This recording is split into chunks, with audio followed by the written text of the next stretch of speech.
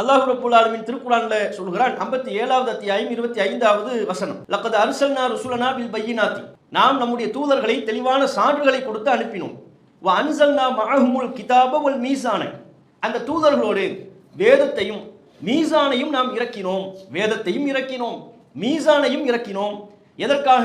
லியகூமன் நாசு bill கிஸ்தி, மக்கள் நீதியை நிலைநாட்ட வேண்டும் என்பதற்காக. ஆட்சியாளர்கள் நல்லா சொல்லலை, எல்லா மக்களும் நீதியின்படி செயல்பட வேண்டும், எல்லா மக்களும் நீதியை நிலைநாட்ட வேண்டும்.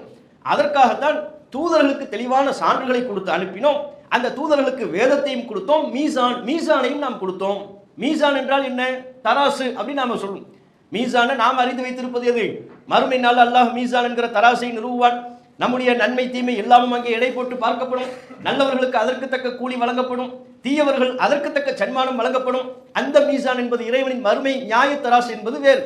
அல்லாஹ் சொல்கிறான், தூதர்களை அனுப்பி வைக்கும் பொழுது அவர்களுக்கு தெளிவான சான்றுகளை கொடுத்து அனுப்பணும். 1, வேதத்தை கொடுத்து அனுப்பினோம். 2, தூதர்களுக்கு கொடுக்கப்பட்டதாகத்தான் அல்லாஹ் சொல்கிறான் மீசானை கொடுத்து அனுப்பினோம். அவர்கள்ட்ட நம்ம மீசானை கொடுத்தோம். மீசானா என்ன? நீதியின் தராசு. தூதர்கள் இந்த உலகத்தில் வாழ்கின்ற பொழுது மக்களை சம கண்ணோட்டத்தில், சமநீதியின் அடிப்படையில், நான் சொன்ன நீதியின் அடிப்படையில் மக்களை அணுகுவார்கள். எந்த விதத்திலையும் மக்களை பாகுபடுத்தி பார்க்க மாட்டார்கள்.